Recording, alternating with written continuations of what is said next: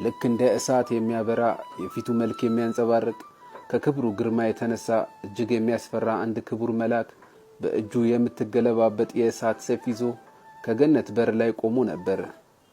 መልአኩም በመገረምና በመደነቅ እየተመለከተኝ አንተ ማን ነህ? እንዴትስ እዚህ ተገኘ ሲል ጠየቀኝ። እኔም ፈርቼ ስለነበር ለትንሽ ሰዓት ዝም ብዬ ነበር።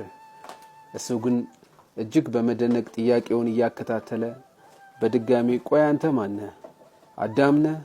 አብርሃም ነህ? ወይስ ከደጋጎች አባት እንዳንዱ ነህ ሲል ጠየቀኝ።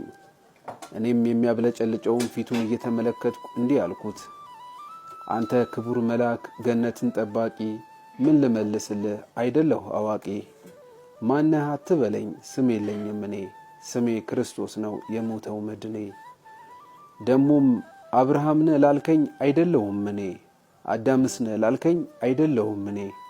እኒህ የምትላቸውን አንዱንም አላውቀው በሕይወት ዘመኔ ስላላየዋቸው። ብቻ ከጠየከኝ አይቀር እኔ ኃጡ ሰው ሽፍታ የነበርኩ ቋንጃ እየሰበርኩ ስንቱን የዘረፍኩ ይሄ ሰው ነኝ እኔ ያስቸገርኩ ወንበዴ ዘመኔን የጨረስኩ ከፍቶብኝ መንገዴ። ታዲያ ግን የበደሌን ጽዋ በሞት ሞት ልቀጣ መስቀል ተሸክሜ ቀራንዮ ስወጣ ለካስ የእድል ነገር ሆኖ በእዛች ዕለት ጌታ አብሮኝ ነበረ አይሁድ ሊሰቅሉት። በቃ ይሄ ሰው ነኝ እኔ ታሪኬ የከፋ ያለፈው ዘመኔ። በዛች በጭንቅ ሰዓት አስበኝ ስለው ያሰበኝ እሱ ነው ልቡ ቂም የለው። ይሄው ከፈለክም የእጆቼ ቁስል እኒው ምስክሬ በችንካር ቸንክረው የሆነልኝ ክብሬ።